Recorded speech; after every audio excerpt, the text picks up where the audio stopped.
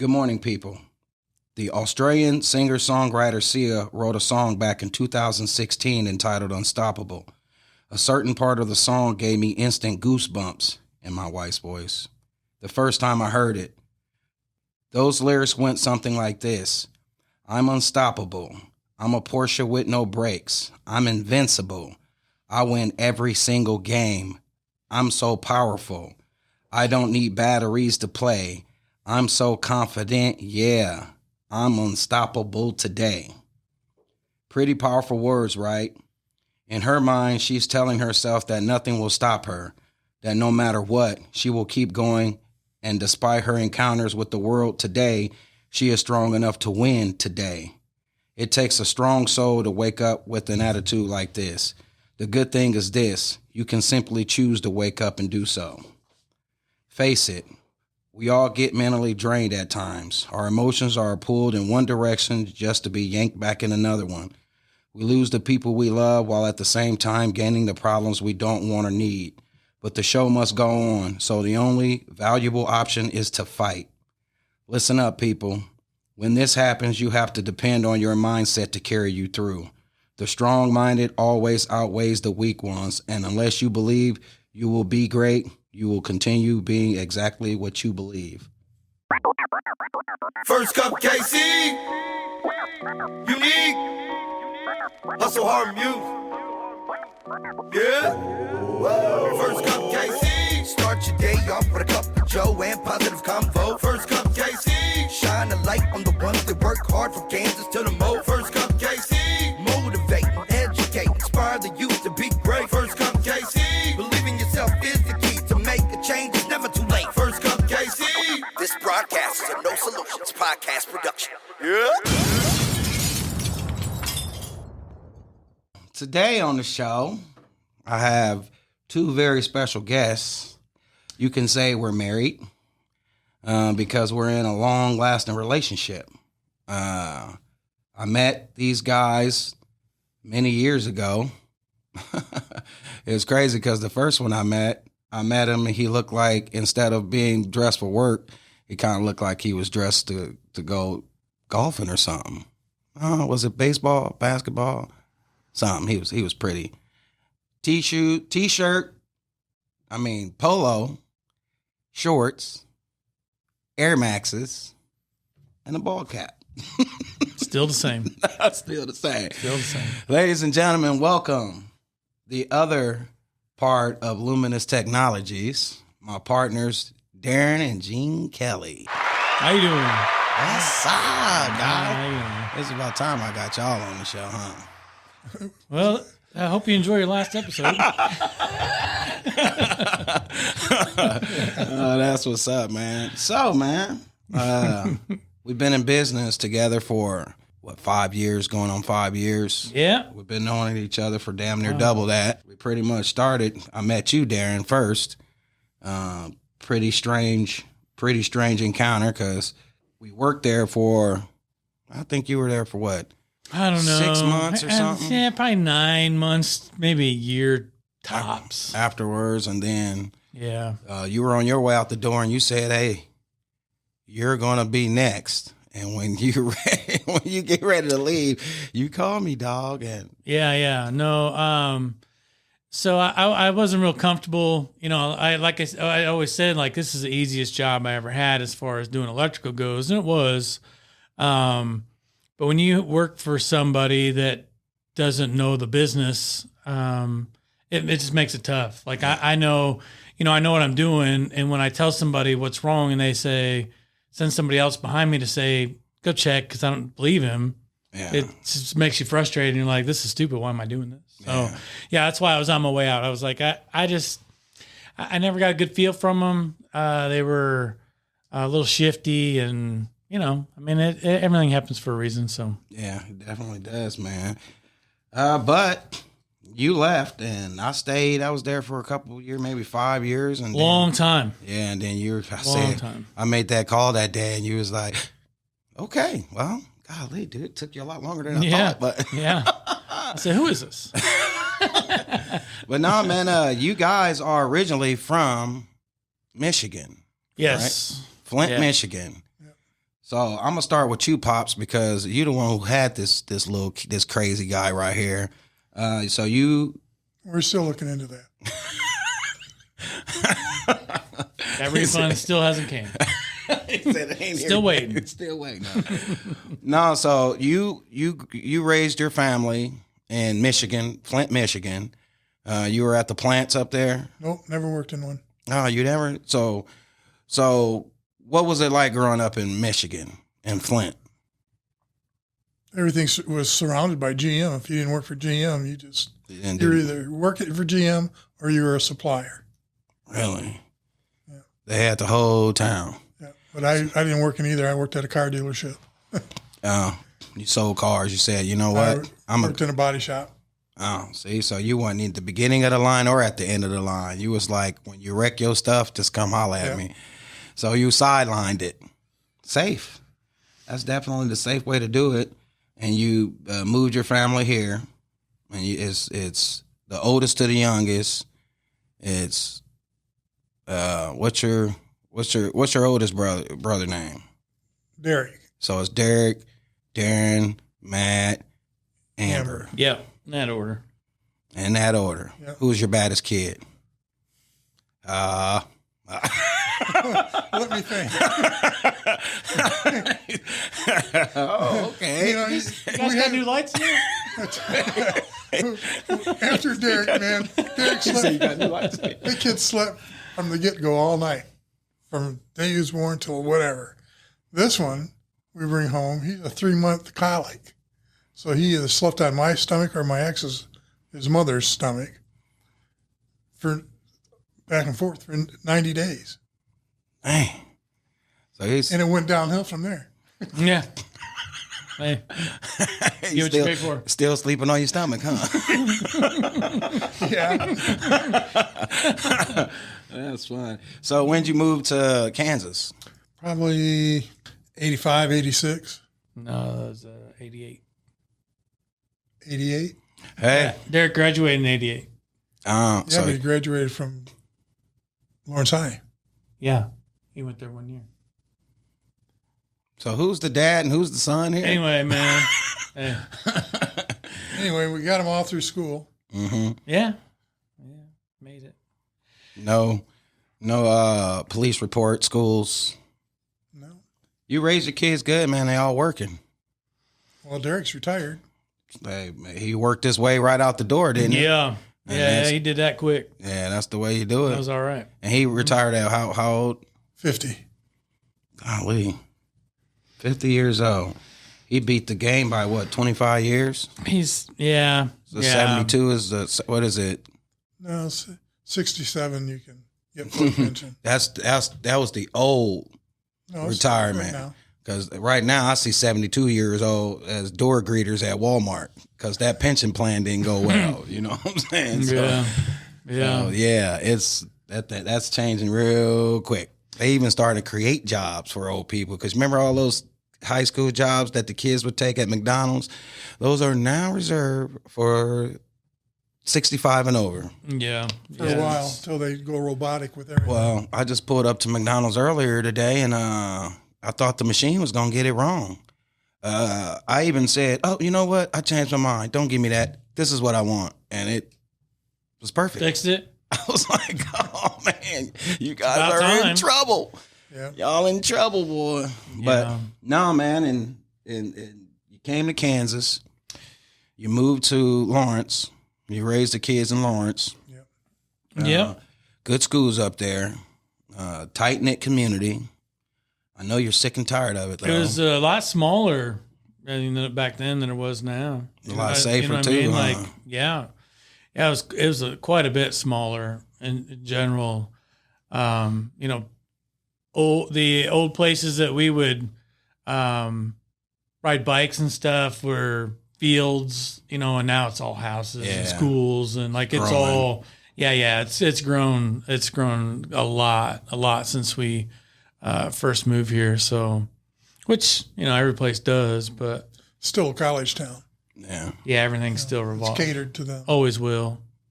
And so when you got old enough to work, it wasn't a lot of work up there, so you guys had to come more towards the bigger cities. No, the pay is better in Kansas City than Lawrence, and better than Topeka.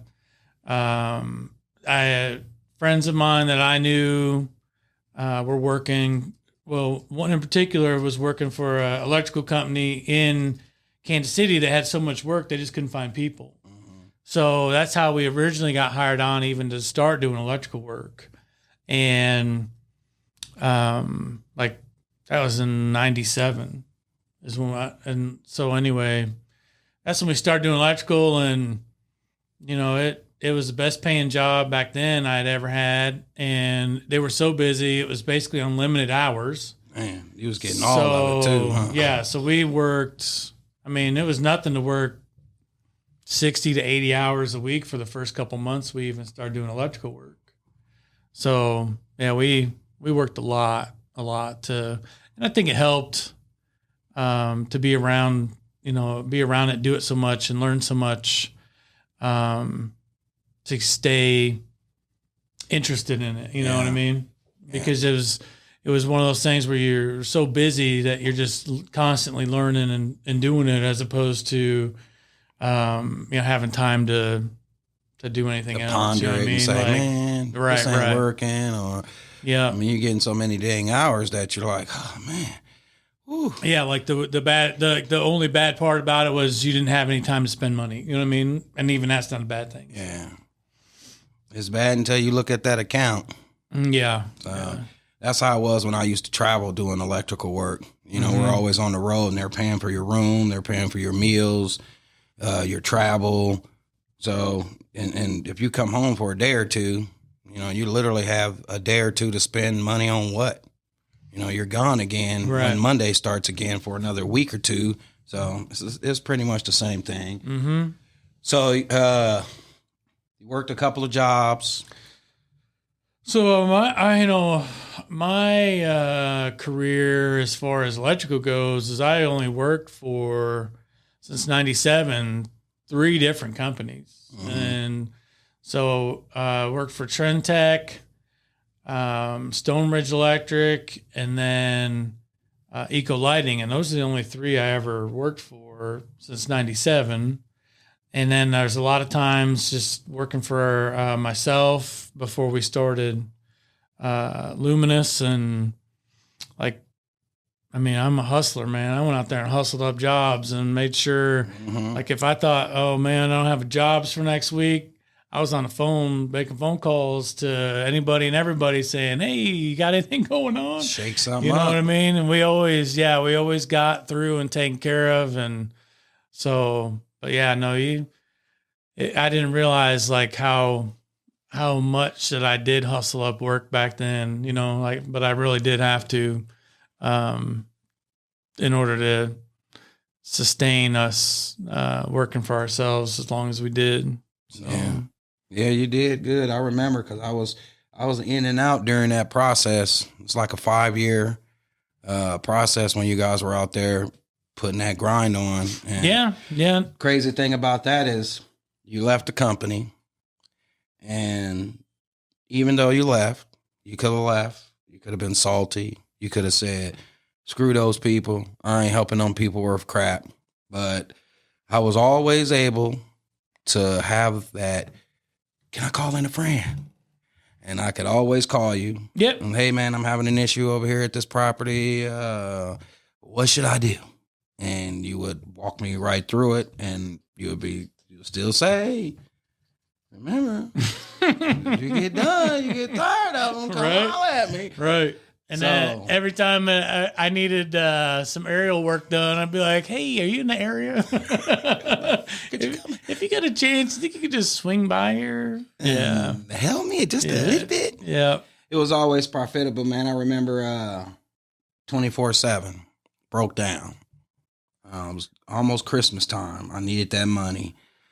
Christmas was gonna be rough without a couple side jobs, and you came through. That job paid off a lot of money. Actually, I had to bring in my son to kind of help us get that one done. Yeah, it was so. Yeah, it had to be done immediately, I guess. Yeah, and with just the 2 of us, and that was at the same time when he had some medical issues happen. And so he was kind of out for a little bit. And we just, that was hectic, man. That was hectic. Had to get it done, though. Yeah, no, we got it done. We always managed to get it done. We never did miss a date. Like if they said it had to be done by this date, we always made it. We still do. We still make it. No matter so we've always been like whatever it takes. You know what I mean? Like I'll put in the hours. If means I got to come in on Saturday and Sunday. If it's got to be done on Monday, whatever it takes. So, and we still do it that way. So in the beginning, when I first made that call and I said, hey, man, this is the plan. I'm tired. You reached out this invitation numerous amounts of times. I've sat and thought about it. I got a big plan. I got everything lined up. I want you to look at it. Tell me what you think. And if you want to do this, let's do it. What was your first thought when you looked at all of it? And you just what did you do? Did you? So I had already gone. I mean, I had already known from the time I told you, hey, we can do this. Yeah. Like, you know what I mean? Like, this guy ain't doing nothing special here. We can do this on our own and do it better. You know, he was hands off at the time. And when you have somebody in there who I mean, let's face it, she's a beautician that just knows how to push jobs out. Like, she doesn't know what it takes to get the job done. She just knows that to push it out, and there's people that can get it done. Right. But when you have that, and I'm like, you know, it just makes you sit back and think, like, these people don't know what they're doing, and they're doing it. You know what I mean? Like, I at least know what I'm doing. Yeah. So when you first came to me, I'd already been through it. I already knew, like, someday he's going to get tired of that place and say, and if he moves on to somebody else, I'm going to say, hey, what are you doing? Like, I thought we were doing this. Yeah. You know what I mean? Like, seriously, I was ready for it. And it was actually like perfect timing. At the time, some of our best clients had moved on to like trying to get guys they had employed with them to do more electrical work. Yeah. So they were calling on us less. Okay, man, whatever. I can't control that. Right. Since then, as you know, like, things have happened, and now it's back to they don't do any electrical work. They call us every time. Yeah. But how many years did it take to get there? Oh, it took some trust. That's what I mean. So from the time you came and said, hey, I'm ready, to the time it came back around was 2 or 3 years. And that's why I say it was like perfect timing, because even I told my dad, like, hey, like, our work has been slowly slowing down, and now it's like at a snail's pace. Chuck's finally ready. I think we need to do this, like, because otherwise I don't know what we're going to do. Like, you know, it's coming. Not to say I couldn't go out and find a job, because I'm sure I could have, and I still can, but my dad being older, safe. I invented dirt. Had a hard time, even when I went to work for Eco for the short time I was there. He had a hard time managing. Well, had a hard time finding somebody to work for, and he did find somebody he was able to work for, and so it did help. But it's one of those things where they don't want to pay somebody with experience anymore to just be on site and make sure everything goes okay. You know what I mean? Like, he would have to go work for a huge company that it's just too much. He gonna get lost in the it was just too much, right? And especially since we'd always worked for smaller companies. We never worked for big like Teague or Faith Technologies. Any of those guys, man. I think the biggest company we worked for was Trentech, and it was a great company when they had 20 employees. The minute they said, we're gonna, and they went to like 40 some, or I don't know, whatever it was. Yeah. But they did grow pretty quick when they finally did grow, and it was just too much. Like, people were just kind of like doing their own thing, and it just didn't work out. Some standard operating procedures, man. Even with that, Chuck, for that company, even if you had those, it's still, there was just too many people in it for themselves and not in it to make sure they still had a job. You know what I mean? It was like, I'm going to get mine now, and down the road, if this thing goes under, I'll just move on. You know what I mean? As opposed to, it was a lot of that. A lot of those new guys that came on, those 20 guys or so that came on, were just in it, you know, and we've never been that way. Like, even working for ourselves, we've never been in it just for ourselves. We've always given people the best product we can give them for the best price we can give them. Still with Lumenus, you know, we still do that. We still do that. We don't have anybody that we do work for, I don't believe, that would say has anything bad to say about us as far as our work ethic goes and how our product and what we deliver for the money. Yeah. Personality wise, I mean, maybe we have some conflicts, but they still call us because they know we're still the best at what we do. Yeah. So, so anyway, we've always been like that. And so when those companies like that, small companies that get big and they don't make it, and it wasn't all that, you know, it's part of the owner's fault too. I mean, it was Decisions, a few things. Man. Yeah. It's but a lot of decisions. Yeah. And so, and that kind of stuff leads to me and you saying, look, man, like with you, I gave these people a bunch of ideas, man, that would help them out, and they don't do it. Yeah. Right. Mm-hmm. Well, I'm the same way. Like, you know, look, man, we tried to help out as best we could these other companies that didn't make it. And it's like, man, I think we can do this. Like, between the two of us, because like I said, we both had great ideas and we put them into play, and they're working out great. You know, like so far they've worked out really good for us. And so had these companies took your ideas and implemented them and made you feel more of a part of that company, you probably wouldn't have been like, all right, I'm ready to get out of here. Yeah. So, I mean, and again, like everything happens, it all happens for a reason. And so it's worked out, and I don't think there's anything,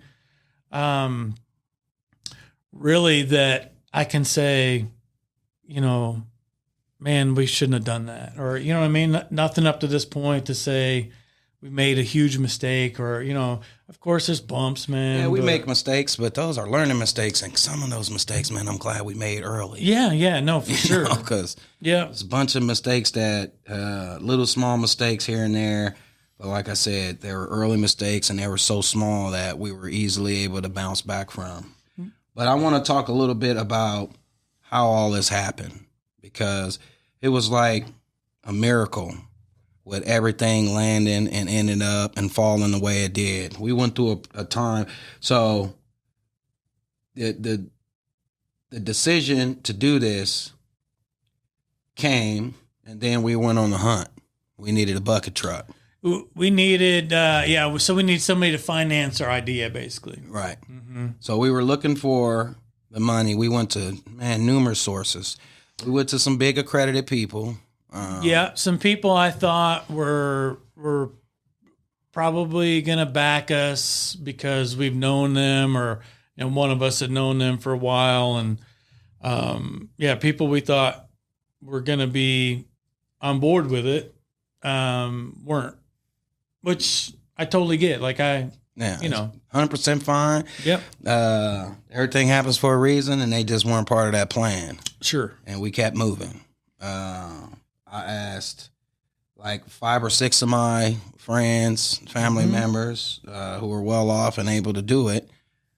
But, you know, some people are unsure. They look at what they see in front of them and not any potential, and it kind of it can cloud judgment a little bit. And hey, like you said,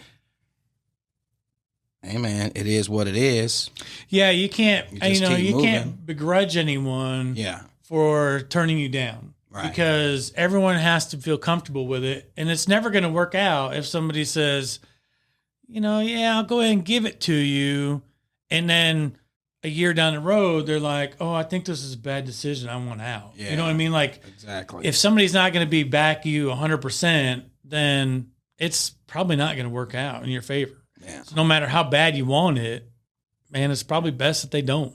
Right. You know, and the amount of work that we've done for people that could have backed us, we might not be doing all this work for them still had they have backed us and, you know, had the second thoughts or, you know what I mean? Like whatever case may be. And I'm not saying they would because honestly, I mean, we run our business very well and we're very trustworthy people. And everything is out in the open. And so I don't think there would be that, but somebody that's in it that thinks, okay, well, I got to have my money back in a certain amount of time. And, you know, I'm glad we didn't go with somebody that was like going to be driven by money, I guess. You know what I mean? Like you guys have to do this or you have to do that. And I want to have a say in what you guys do or don't, you know what I mean? Like it just would have added more pressure. Yeah. Like, you know, a couple of other business owners that tried to buy us, the other lighting company. Yeah. The lighting supply store. Yeah. That tried to buy us basically. And we said, no, man, we'd rather not do that because you're going to want us to do whatever you say. And that's not how this is going to work. Yeah, it was a lot of decisions that we had to make during that time. And we basically got rejected in some sorts, and then we had to do a little rejecting in some sorts. But we started running out of options, and we were looking. We had whittled them down. Well, and I think my big thing was I think we were looking so hard, so far, and it happens all the time. We look everywhere in every other yard. We look in every other territory, and we don't even look in our own territory. So me and you had a discussion, and we talked about other options because we were running out of options, and your dad came up, and it was a pretty deep one because we came up with the decision to do it. You had to talk with your dad, and it came back that we were all going to be married to each other. So we all agreed on it. And then after the agreement, you went on vacation. And the hunt was on pretty much after that one, because when you got back, we were supposed to be in super mode. Yeah. But it didn't happen that way because God pretty much said, I'm going to speed things up a little bit. Yeah, yeah. So me and you, we inquired to a trucking service that sells, I don't want to say the name. Actually, I don't want to say the name because if I say the name, I will have to say some bad stuff. That happened with them too. I mean, so you know, that happens. Yeah, like everyone has good and bad stuff. You just hope the good outweighs the bad, and so they like you said, it happens, man. Like it does. I don't begrudge them at all. It is what it is. No, and I don't. You know why?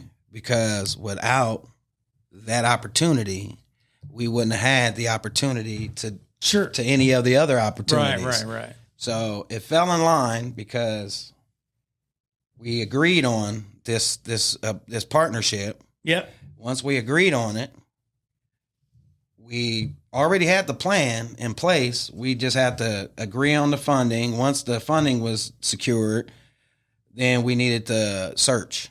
So I get a call from this trucking company saying, hey, man, are you guys still looking for a bucket truck? Now, a lot of people don't know that somebody literally had to die for us to get that bucket truck.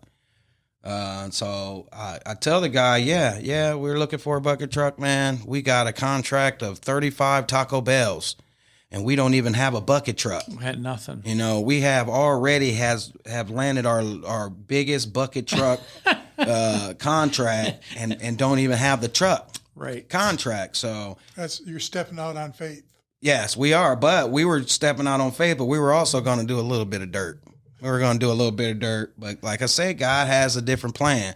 So we originally went and got some magnets made. And we were just going to use the company that I was working for and just slap the magnets on the outside of the company and use that because we had ran out of options.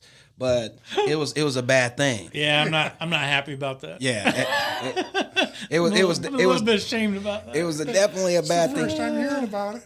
But God had a different plan. He said, Sure. "Listen here. I understand you guys are in crunch time, and I understand you guys want this to happen, and you don't want to miss this moment. But I don't want you guys to go about it like this. So you got to go about it a different way. So this is what I'm gonna do. I'm gonna put the bucket truck in front of you." So this guy calls me from this company and says, "Hey, I got this truck up here, and if you want it, come check it out." So he sent me some pictures of it, and I looked at it, and I was like, "Oh my God, where did this thing just fall out of heaven?" So I call the guy back and say, "Man, these pictures, man, I'm excited. I mean, I got to call my partners. One of my partners is out of the country, so I don't know if this deal is going to hold until he gets back. I just don't know. How much did you get it for? And how much is it going? How much?" And he's like, $22,500. And I'm like, "What?" And he's like, "Yeah. The reason it being is because this truck was supposed to be sold to someone in Oklahoma who was actually a friend of the owner of the trucking company. And on his way up from Oklahoma to buy the truck, he got a call that he had to turn around and go back. And the reason why is because his daughter had got into a fatal car accident and died. So he just lost his train. He just lost his train of thought. So he didn't want the truck. So he literally turned around and drove back, made the call. "Look, I'm sorry. I can't get this truck. I'm dealing with a death. My daughter just died." So instead of boosting this truck price up and putting it out on the hot market, he called us. He said, "Hey," God put it in his head. He said, "Hey, think about these guys. Call this guy back." So that's how we ended up with the truck. I called you from... Where were you ported at? Because you was drinking big, tall margaritas and yeah, I don't know. I heard remember. in the background. Yeah, They were out in the country. Yeah, he was. I know. yeah, I don't remember. It may have been, and it may have been Cayman. Turks and Caicos, maybe. Oh, maybe. It was one. I don't know. It was one of those.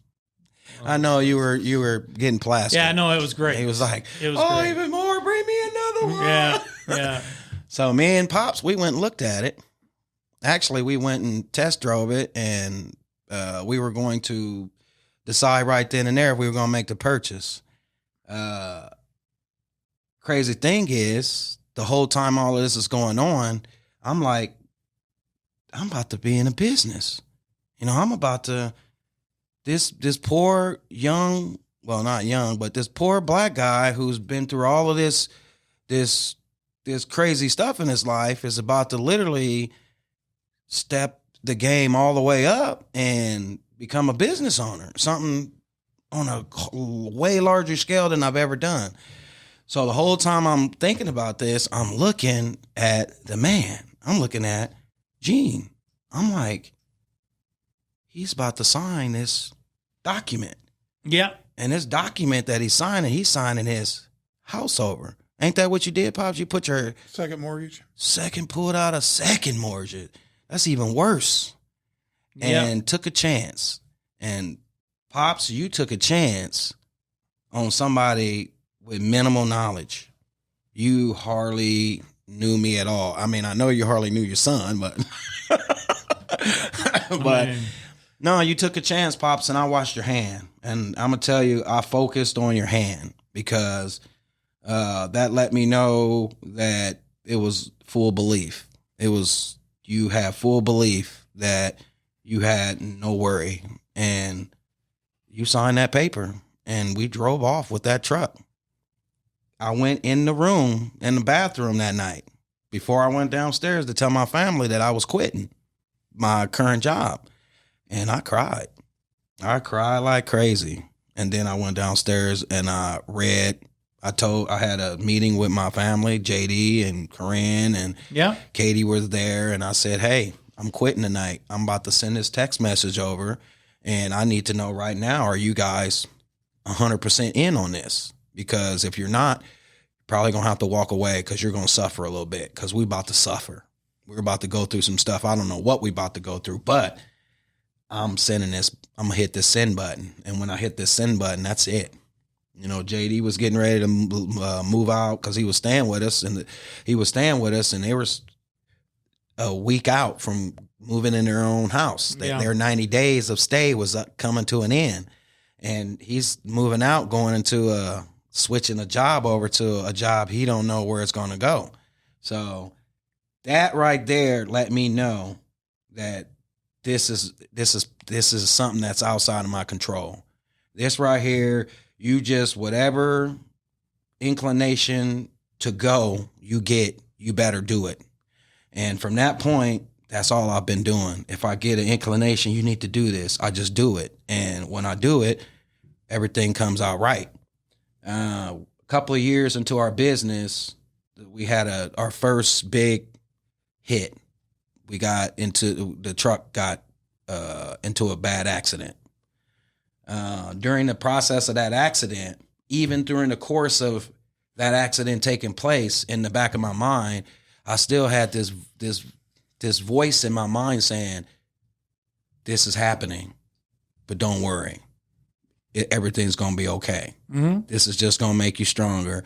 So ride this wheel, turn the wheel, ride this wheel, turn the wheel. You're about to hit, boom. Just get out, pick everything up, get off the road. I'm sending somebody to help. As soon as I got out the truck, I look up, all the cars on the interstate were way back there except one little car, and it had 4 or 5 Mexicans in it. It pulled up, jumped out. Everybody threw everything in the truck, jumped in the car, rode out. The angels were gone. The truck was in shambles. With half the tools. Yeah. No, it was with the big red drill, man. It was rain, slush.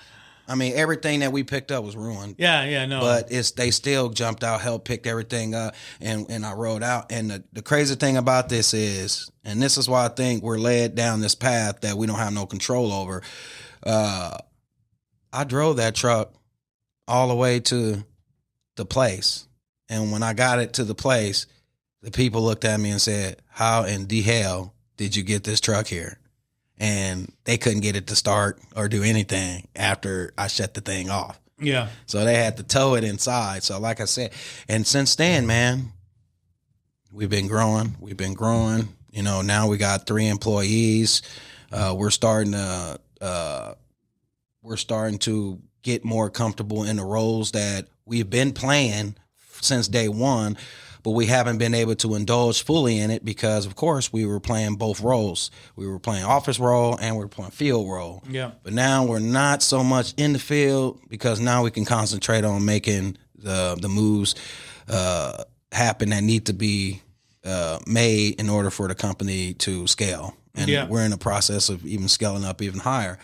But I wanted to ask Pops, because I know, Pops, this is something that was a big decision for you.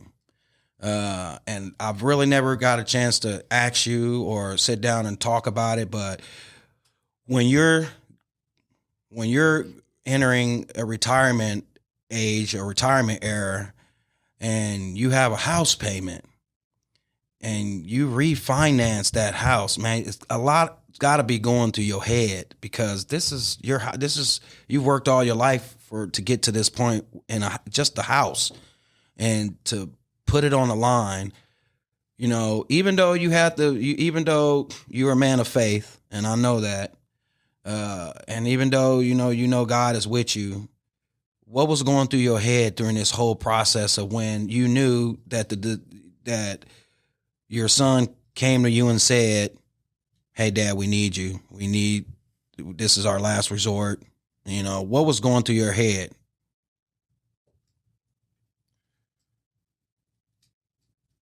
Well, he's my kid. How can you can't tell your kid no. Yeah, you can. No, you can't. Oh, yeah, you can. and I told you before, when I first met you, I didn't like you. Yeah. Because I didn't have your dream. Yeah. And then when I caught your dream, I said, we're going. Yeah. I've been there ever since, Pops. Ever since. Yeah. Like I said, I've had so many peers. I've had so many role models in my life that I've looked up to. A lot of them. And a lot of those role models that I looked up to, Pops, they did jack doodly squat for me. You, on the other hand, are one of the biggest role models I have now, because guess what? The role model that signed his house over to me is the same person that has had a very large part in changing the trajectory of my life. It not only put me in a position to be a business owner, but it gave me the belief that I can do a lot more than what I was always told I could do. You know, you got people that limit you by telling you, that won't work, this will work, that won't work. But when you have people actually sacrificing big time. I mean, your old employer caught wind of what you were doing and laughed at you and said, "Oh, what am I thinking? You could never pull that off." Yes.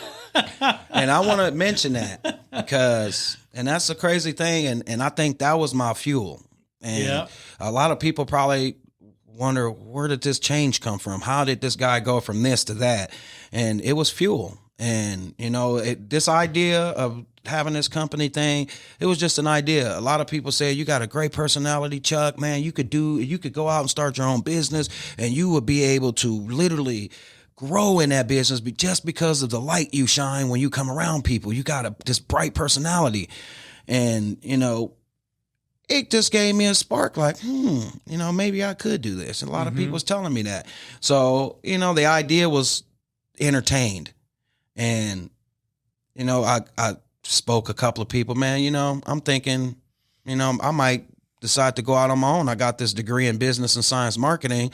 You know, I've been to electrical school. I know what I'm doing, you know. So the only thing is I know I can't do it all by myself. You know, I'm not fully, I never went fully through school to obtain the electrical license itself, but that's not enough to stop me from owning an electrical company. You know what I'm saying? These other people just did, and they didn't own no electrical company. I mean, they didn't have no, and they had a whole full shop. So, the limitations will stop you if you hear someone say, "Hey, you can't do it," and you stop. But I just found it funny that one day I'm out working for this man, and I guess he caught wind that this guy is thinking about starting his own business and possibly leaving. So and I think it's enough to get people a little on edge, I guess. Hey, this is the only guy that I've been able to keep in this company, and he's talking about leaving. So let me get in this guy's face and see what he's really talking about. So, I'm at work and he pulls up, and it's, this is out of character. I'm not used to the boss man pulling up on a job site. Yeah. So he pulls up and he's like, "Hey, can I talk to you for a minute, Chuck?" And I'm like, "Yeah." I walk up to the car and I'm like, "Everything okay, boss? Everything good?" And he's like, "No, man, I got something I want to talk to you about. I heard something from somebody. Somebody called me up and said, 'Hey, man, I need to talk to you about some stuff, man. Are you talking about leaving and starting your own business?'" So at that moment, there were some decisions I had to make. I still needed a job at that time. Right. This idea was just an idea. It wasn't nothing set in stone. I didn't have no diagram or blueprint to how I was going to do anything. LLC yet or nothing. Nothing. Right. It was just something I was talking about. I hadn't even made up my mind about it. I actually wanted to help structure this company that I was with. I wanted to structure. I wanted to change everything, but it was just so much interior fighting over control that was outside of me. Everyone was trying to be the chief, but no one really wanted to take the blame for anything if it went sour. So I basically told him, I didn't want to lie to him, but at the same time, I didn't know what to tell him because there was really nothing to actually say. But he I basically just said, I'm African American. I've been to prison, so I have a criminal record, and I have bad credit. It takes a lot of credit, and it takes a lot of influence to get something of that magnitude off the ground.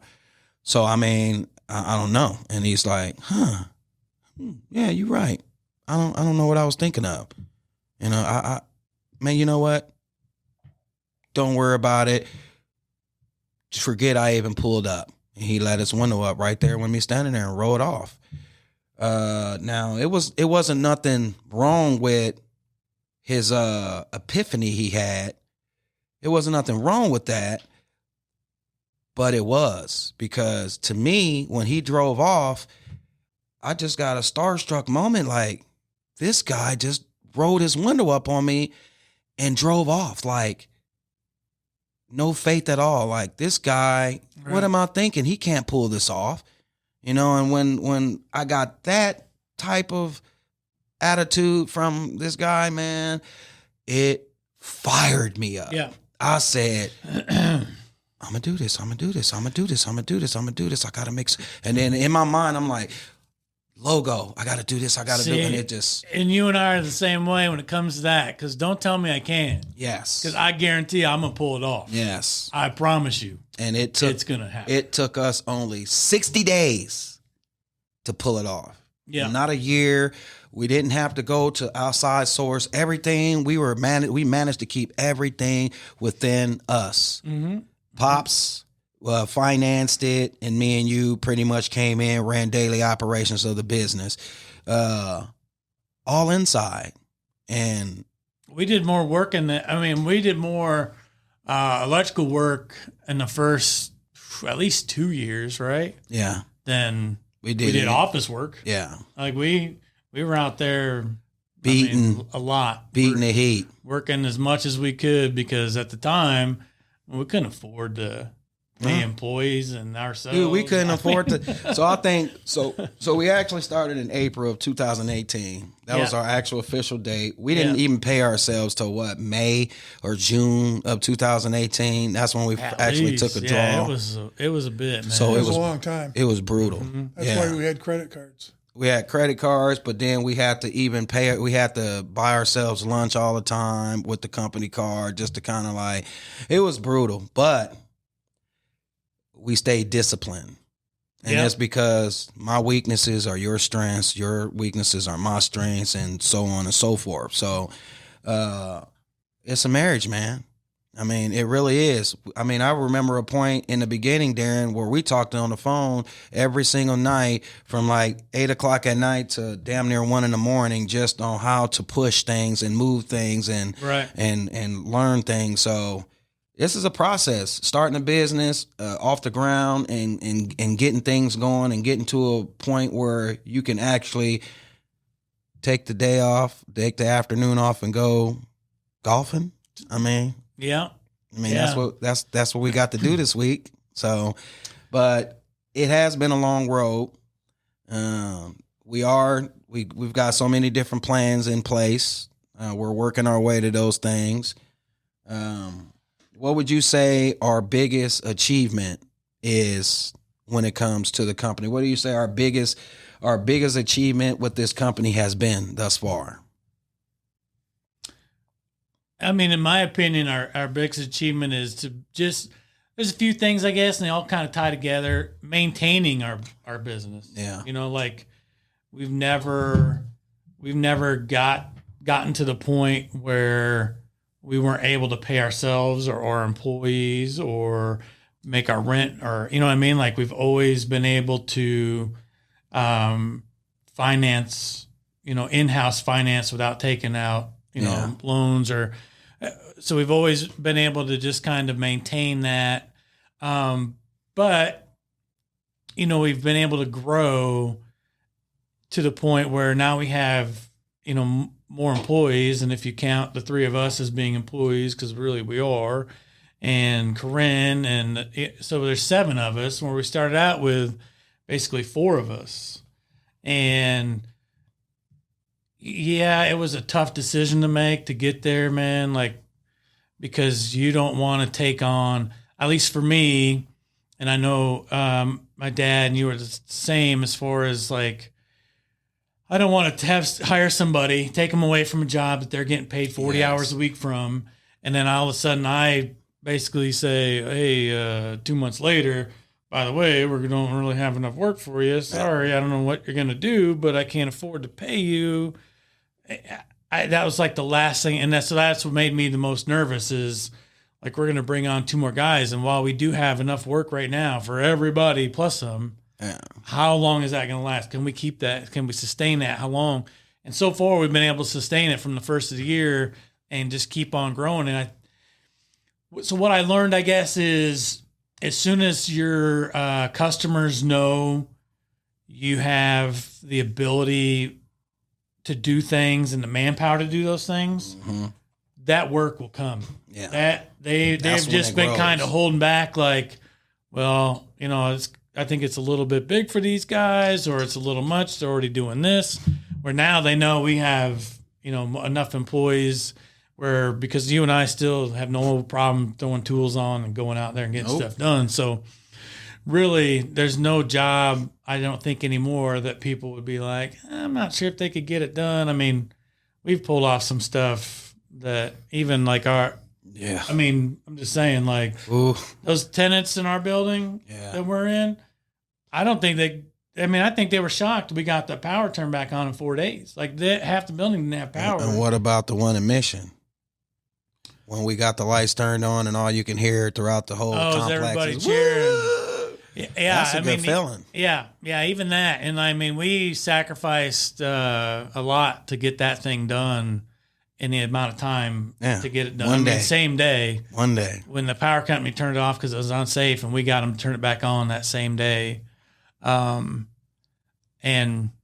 I just, like I said, man, I think once people see that, hey, man, these guys are legit, these guys know what they're doing, then, I mean, that work just keeps coming, and it's a testament to our company that they continue to use us and call us, knowing that we get it done as fast as we can for a good price. And I don't want to say they never have to call us back out, because then occasionally you do get called back out for unseen things, But as far as, us going out and even if you're just replacing lights, you know what I mean? Like, they know, man, these guys will handle it. These guys will do it. It's no problem. Replacing a transformer, man, these guys got it. They know what they're doing, and it's just that kind of thing that makes me like proud of our company. Yeah. To be able to say we offer great service at a great price. Whether you think so or not is personal opinion, but I'm telling you, you go talk to our clients and they continue to use us for years and years and years, and we gain them like crazy because word of mouth. Yeah. Word of mouth has been a lot of it, even though we do a little social media stuff, but car wraps and everything, but we haven't put a billboard up, man, and our work's coming in like it's billboard money. So it's my big thing is this. Everyone in the beginning looked at us, since we came from a lighting company. Everyone looked at us like our company was going to be a lighting company, which it is a lighting company, but explain to everybody our actual services. So having the experience that we all have, if you added it all together, it'd be over 100 years. You know what I mean? So with everybody we have a lot of experience. We've seen a lot of stuff. But as far as what we do, if it is electrical, we will do it. We can do it. We've done it. Whether it is building car washes or whether it's just coming in and adding an outlet. Yeah. I mean, we've done the smallest job you can think of. I mean, how many times we've been called out and just to turn a breaker back on? Yeah. You know what I mean? And it's like, oh, no, we're so sorry. I'm like, no, don't be sorry. Like, this stuff has to be done, and somebody's got to do it, and we don't mind doing it. Like, it's no big deal. And then, and so I don't want any, a lot of people think, oh, it's so small, these guys won't take it. Man, and that's never the case. Yeah. We don't care. We don't care about that. Some companies must, because people are, I've never worked for those companies. I've always been. It just always goes back to the cost. Yeah. Yeah. And you're willing to pay for it. Yeah. Yeah. And so we've even talked about, like, man, I hate to do this to these people, but it's going to cost them a lot of money for me to turn a breaker back on, and how many times people listening to listening to this or watching it might think, well, why didn't they? We did tell them, hey, check your breakers before we come out there. We always do it. Because it sounds like it's just a breaker. No, they're all on. Okay. And then we go out there and to a normal person, they're all on. But when we get in there and start fiddling around, it's like, no, this is actually off and turn it back on. And there you go. So it's, but we do it everything, man. We've replaced services. We've replaced outlets. We've replaced lights. We've done new stuff, old stuff.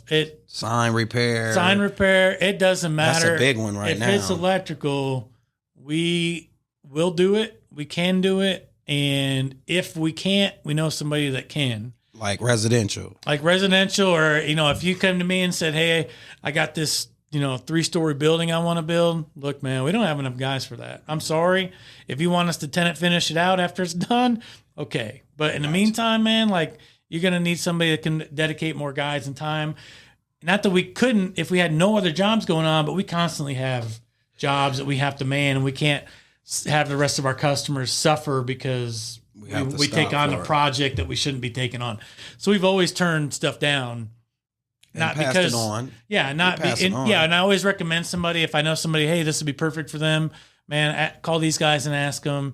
And so anyway, it's always worked out. Everyone's always thankful. And that's the last thing I want to do is hold up somebody's project because we can't man it. And, it makes us look bad. And like I said, we've tried so hard to get the name we have and be as good as we are around the city that I just don't want to screw that up. So, yeah, it's definitely been a road journey. Yeah. I'm telling you. So, now we got 2 bucket trucks. We got our own scissor lift now.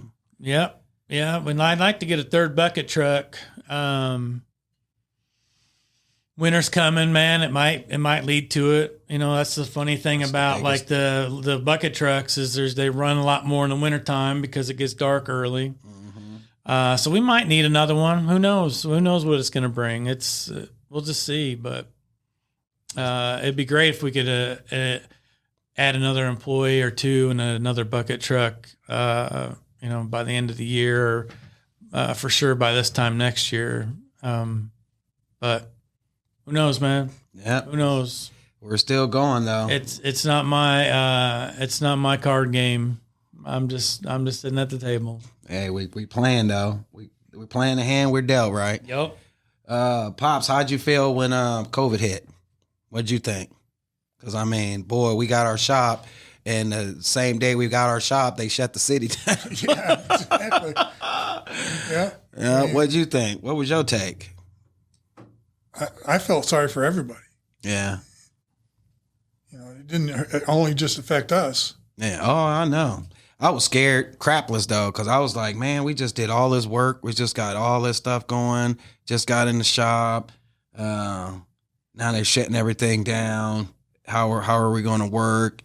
Are we going to go all this climbing we just did to get out of debt?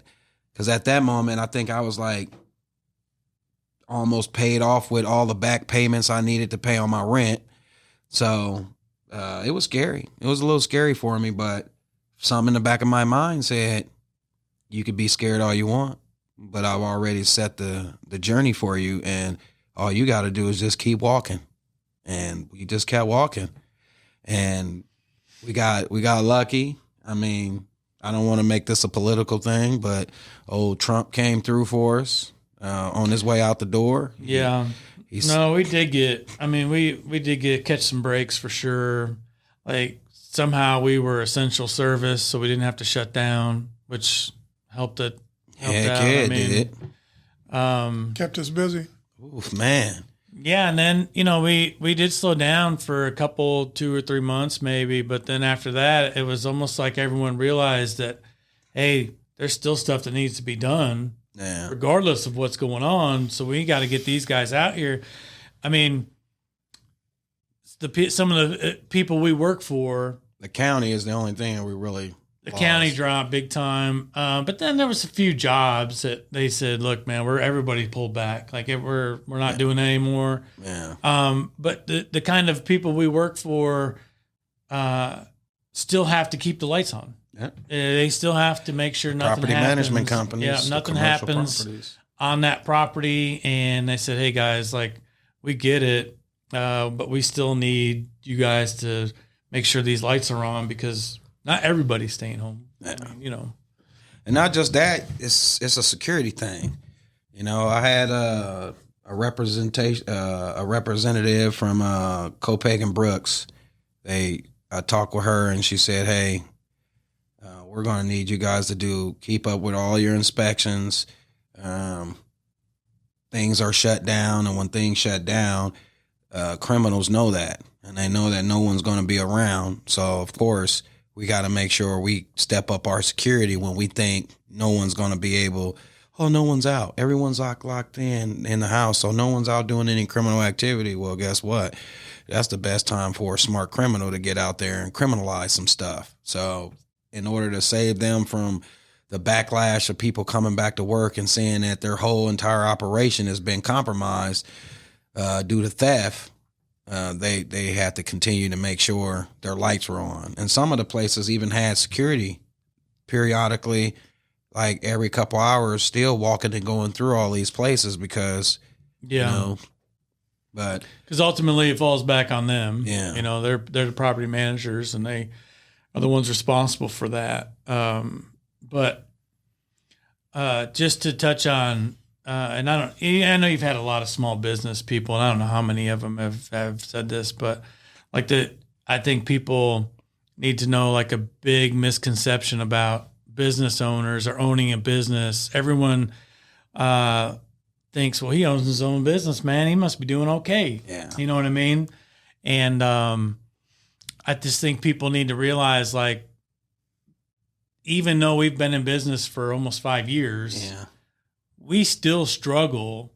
We still, not as bad as we struggled, but it's not like, I mean, people act like, oh, well, you guys been in business for a long time, man. You guys should be making a ton of money. Yeah. I mean, and even I like didn't realize how much it costs just to, like, the monthly costs just to run our business. Overhead.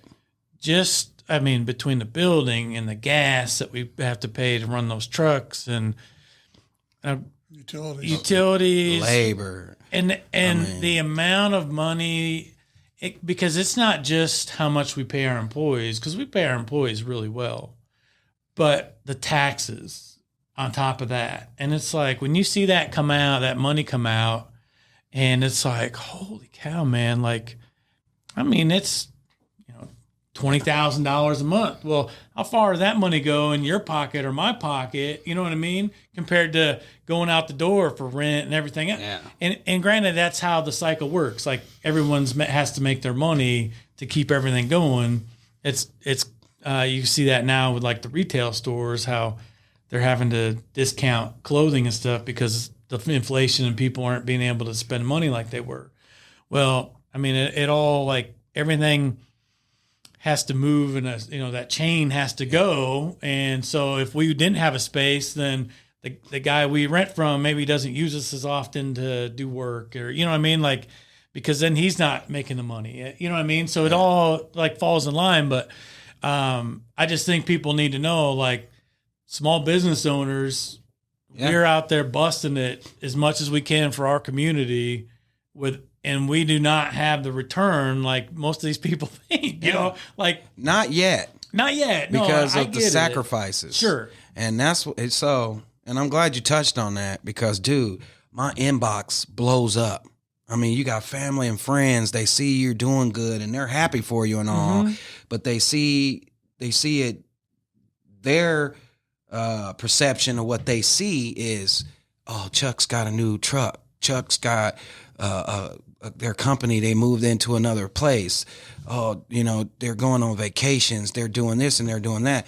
And a lot of people don't understand that, dude, we are the lowest people paid at our company. Right. We are the lowest people. Right. Now we have an advantage. And the only reason why we have that advantage is because we protect our company first and we suffer first. So the company is first and we're second. So if something happens to us, the company can help bail us out. Right. And that's how a lot of our expenses, the owners, we're protected underneath stuff that the company pays for us, like a lot of our gas, our phones, insurances and stuff like that. So that's the only place where we get our comfort at. Other than that, the money that we get out, that pays our bills and, whatever food and all of the other little things. But you still got to leave some room in that money for growth. And if you can't spend it all. Yeah. And so that means when you have all your family and friends looking at this guy right here, he's almost hitting millionaire status. He should be a millionaire by now. He's been in the business for 5 years. And when you tell him, hey, man, I don't even bring home a $2,000 check a month. You know what I'm saying? So, well, not a $2,000 check, but, close enough. It's like, dude, don't look at me like that. I'm not the bank. I can't afford now when I get to a point where I'm able to actually physically do something, help out, and it doesn't hurt, because we've put ourselves in a position now where we got residual income coming in, not just our company, but the little smart decisions we made with the money that we were able to acquire through the company. Right. That's how you grow. So it's not just one step of growth. You get you a business and you sacrifice everything for that business, everything you can. So when that business does put you on top of the hill, now that business is solid enough to work for you. Now you're not working for your business is working for you.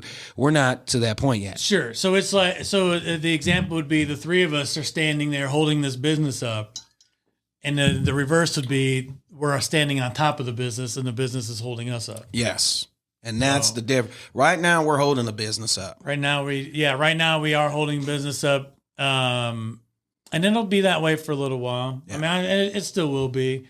But that being said, like I said, I just wanted people to know that, as small business owners, and I feel like every small business owner is like this to an extent, that like they sacrifice a lot to be a business owner. Yes, in the end, everyone hopes it will pay off. There's no guarantee, and I wouldn't trade it for nothing. But at the same time, I know you get people saying, "Hey, man, I need this, or can I have that, or whatever." And it's like, man, like I don't know, man. People just don't get it, Like they automatically think you have a lot of money because you own a business, and I'm telling you, man, that is not the case. And I just think people... We have a lot of money. No, we don't. I'm saying we have a lot of money, but then when you split us three into sections, we lose everything because in the beginning, and like I I can't remember what employee I was telling a couple of weeks ago, but, I was basically telling them, you start out as guys running a company, and you're running this business and you making all the rules. As you go, we create rules, we create laws to govern this company. And you get to a point in this company, and we have reached this point. We reached it, a year ago or so, 2 years ago, where now the company makes its own rules. And the company, it's now you have to make decisions that impact your company's growth. So that means the company now is actually creating your rules, because now you can't do anything. If you do the wrong thing, it's going to hurt your company. Right. So your company is saying, that guy who's might be related to you that doesn't show up to work, on time, you got to penalize him. Not you can't not penalize him because he's your child, or he's your cousin, or brother of yours, or anything like that. You have to, now your company is saying, I don't care who it is. Right. I can't afford to have this guy continue to do this. Yes. Right. And that's when your company is talking. That's your company talking. It's like, man, I got these other guys watching, everything's an influence thing now. Yeah. When that happens, now your company has created its entity, and that's how far Lumenus Technologies has come. And it took a lot of work to get there. It took not just me, you, and Gene. It took the whole infrastructure, Corinne, JD, and then our two new employees. Right. It took outside friends to help get us acquainted, like Kevin and Virgil and your brother Matt. And I mean, we got all these people that helped make this thing what it is. Yep. You know what I'm saying? And so it takes a lot. But like I said, all you got to do is start something and stick to it. And that's what we're doing. We're sticking to the plan. And it does get bumpy and it does get hard. We even go at it sometimes. Yep. But what is a marriage? You know what I'm saying? A bunch of disagreements and, figuring it out. But at the end of the day, us disagreeing on something and having it out, or, having a heated discussion about it is healthy, in my opinion, because if we don't do that and you're just dragging somebody along with you, that's going to be, eventually it's going to be create an issue. It's going to be bad news, because eventually it's going to be. So relationships is a big part. Sure. Of having a company. Don't get into a relationship with somebody that you don't want to deal with. That means don't get into a business with anyone that you don't know that you can't really deal with. One of the guys that we approached to get some money to fund this this company, he had a bad thing that happened to him. And that was his take, man. I don't really want to get into business with anyone right now because I had a bad taste placed in my mouth from a previous business owner. Well, that was a smart thing on him because he knew he didn't want to get involved in something that he didn't really know about or trust. It's a lot goes into a partnership.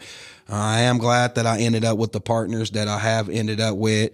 Like I said, it hasn't been an easy road, but then on the other hand, it's been the easiest road that I've probably ever taken in my life because of the people that I have in my life. So, man, I appreciate every opportunity that you guys have given me because like I said, you guys have changed my life. And I know you can easily say I've helped change your lives too, but on the other side of things, like I said, I've never had an opportunity, like this opportunity to actually grow myself. And I've grown not just from Lumenus. Lumenus gave me an opportunity to grow in so many other different avenues that it's just like so many endless possibilities right now. And it all started with the belief that this thing could happen. So I appreciate you guys coming on the show and kind of like helping the listeners understand who Lumenus Technologies is and where we came from. But before we end the show, I have a section where I have everybody, all the guests, leave the audience with something positive. So I'm going to start with you, Pops. Bingo. Just tell them, leave them with something positive, man. Leave them with something to believe. Don't think you can't do it. Think that you can and it'll happen. Yeah. If you believe in yourself, and Chuck did believe in himself enough to take the leap, but if you believe in yourself and you put forth the effort, you'll get there. Yeah. You'll get there. If you're not willing to put forth the effort, if you think it's going to be handed to you, you're never going to get there. No. And so really a lot of it is like blind faith, man. Like you have to sit there and say, okay, I'm going to do this. It might not be the best thing or the right thing, but this is what I want out of my life and I'm going to try it. Try it. And if you're not willing to do that, then you better be happy with what you got, because that's all you're going to have. Yeah. So I just think it's surrounding yourself with good people, man, like positive people that are trying to do the same thing you are. Eventually, and I know a lot of people out there, and I know you were this way. The people that aren't on that page fall off, man. It's Move like away from them. And it's not that you move away so much as you don't have anything in common anymore. Yeah. You're not sitting there, saying how bad this is or how much you need this, or, you know what I mean? Like you're concentrating on something completely different. They're still doing the same thing. They're still figuring out how they can weasel somebody out of some money or whatever the case may be. But, So yeah, I just think you got to have faith in yourself. You got to be able willing to take that leap, be willing to fail. Yeah. Be willing to fail. You know, like I think so many people are scared to fail and scared. If we failed, I would at least be able to say, man, no, we had a business for a while, man. We're going to try it again. Yeah. You know what I mean? Like we've learned from it. We're going to do it again. And I just don't think I just think so many people out there, and the social media is a big part of it, care about what other people think. Yeah. That they're too scared to think, well, what if I fail? People are going to see it. And then they're going to, man, listen, this is your life. You got to do something with it. Yep. And if you're not willing to do it, nobody's willing to do it for you. Hey, man, we fail all day long. Yep. People don't realize it. Oh, I'm going to beat this light. I got to catch that light. Darn it. Didn't catch it. You failed. You know no, what I I'm still saying? make it. That's true. I forgot who I was talking to. Darn it. You know what they say, get in, buckle up, and shut up. It was like, man, you start out in the front seat, you end up in the back seat. Like, how the hell he end up back there? Man, I don't know. Yeah. I was looking at the road. But yeah, you fail all day. You fail throughout the day, you know? And people, when you take failing at a different context, then, you know, you'll learn that all our lives, the process of our lives is failing. We have to fail to get ahead. In almost everything we do. When you walked, how many times did you stumble? When you started learning how to roll over on your back, how many times did you try and attempt to roll over on your stomach and you weren't able to? You know, every process we go through, a business owner, he's going to fail throughout the course of things. Now, he might not lose the business, but he's going to fail throughout that course of that business, but he's going to get stronger and stronger and stronger. And even if that business fails and he starts another one, like you said, he'll already have the list of things to not do. The knowledge, you know what I'm saying? You have the knowledge of, okay, where did I go wrong? Okay, this is what I did wrong. This is what I need to fix. Having the faith that, okay, this is a viable business. I can make this work. I just have to not do this or not do that, or, you know, whether it is so as business owners, we aren't the boss. Right? Like I don't think people also, oh, you can do whatever you want. You own a business, but no, man. Like I might own the business, but every one of my clients, everyone we work for, they are my boss, because without them, I don't have nothing. So when somebody says, hey, it's an emergency, we really need you, can you get here today or tomorrow? No, I got better things to do. Yeah. I can't do that. Yeah. They're telling me when I need to be there. It's like, well, can you make it? Because if you don't make it, they're gonna find somebody else that can. And you know, I mean, you're well aware. Like, we do everything we can to. I mean, look at the Sonics. Look at Darin calling. Yeah. Hey guys, I know it's Saturday or I know it's Sunday, and we're like, we'll get somebody over there. Yes. And usually it's me or you that goes because we don't want to bug our guys to go over there. Not the. I mean, if they want to go, it's great, but. Yeah. I'd rather take care of it in-house. One of us. It's a weekend, man. Yeah, it's a weekend. Those guys worked hard for us all week, man. So anyway, but yeah, no, it's like it's that kind of. I think honestly, it's that kind of dedication that has gotten us where we are. Yeah, because we are dedicated to our bosses. We are, and that is why I say that we are luminous. We are luminous. And that's where we came up with the slogan that Lumenus Technologies, making Kansas City brighter, making Kansas City smarter. We stand by that name. So if you guys are looking for any electrical lighting services, all the way from commercial installs of panels or lighting, exterior lighting, sign repair, we do it all. You can reach out to us at lutechlightingservices.com. We're also on social medias, Facebook, Instagram. And he says we don't do residential, but if you become a very good client of ours through commercial work, we will come work on your house. Yes. we have done that. We've definitely been putting in a lot of charging stations for a lot of them. Charging stations, yeah. We did a ceiling fan at one of our people's houses not long ago. And you say ceiling fan like it's simple. Yeah. This is not a simple ceiling fan. No, but still. So yeah, no. We don't do residential, but if you're a good client of ours in commercial work, we'll come to your house and do it. So, yeah, no, like for sure, no job is too small, and if it's too big, man, we'll tell you. We won't. We're not out. We're trying to make everybody get our name out there for us, that they were extremely satisfied with their service, and that's the only way we're going to do that is to be honest with people. So. Yeah. And we got a lot of stuff, Google reviews on there too. So a lot of people like us, man. And it's because when we come to do something for you guys, whatever you say you want us to do, as long as it's in a good ethical thing, we get it done for you, and you call us back every single time. We've always got our call back. So thank you guys. Thank you guys for coming on the show. Yeah, no, thanks for having us. I know it's been a long time coming. Yeah. I just want you guys to know that, hey man, my life, it has definitely became a better life, and you guys are so much a part of that. Thank you for this opportunity. We are only going to be as strong as, who we are, and you guys are some strong guys. And I knew that from the jump just by seeing you guys go out on your own for 5 years. And just some of the things that I saw, like you, Darin, one of the reasons why you left, you could have left and got a job. You could have left and went back to work, but instead of going back to work, you seen your dad needed to stay working too. And you said, I'm not leaving him, and you still ain't leave him, because look where he's at right now. He's right in the circle. So that bad kid, all putting up with all that badness and that boy, then help pay off. Yeah. But, man, I love you guys. I really do, man. I love you guys with all my heart.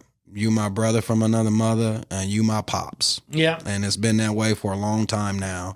We've been through some bad stuff together. We've been through some good. We've laughed a whole lot, and we've cried a little together. But, we do a lot of stuff together. A lot of stuff we do is together. Yeah. And that's how a partnership should be. But I just want you guys to know, man. Straight up from the bottom of my heart, thank you for everything. Nope, the feeling's mutual, Chuck. We really appreciate you and everything you've done. Yes, man. Don't lose the vision. Nope, the vision's just getting stronger. Like I said, in the vision, you just it keeps growing. Honestly, we talk all the time about, okay, what are we going to do next, man? How are we going to accomplish this? And it is outside of electrical we've been looking at. Yep. Like, it's like, okay, well, we have this going. Yeah, we're going to keep growing it, but how do we also step into this to where, I don't know, there's something to be said about providing jobs in your community, man. Yes. It really makes you feel good that you can provide a good paying job and help people that also, of course, they help you in return, but at the same time, like, you help giving them a job. We didn't have to do this. We could go work with somebody, But you provide a job opportunity for people to support their families, man, and that's what we're here for. So, but man, thank you guys for coming. Thank you guys for coming on the show, and thank you, listeners. Thank you guys for showing up and hanging out with us for another episode of First Cup KC. I am your host, Coffee Cup Chuck. And I hope you guys have a wonderful rest of your weekend. As always, stay positive, people.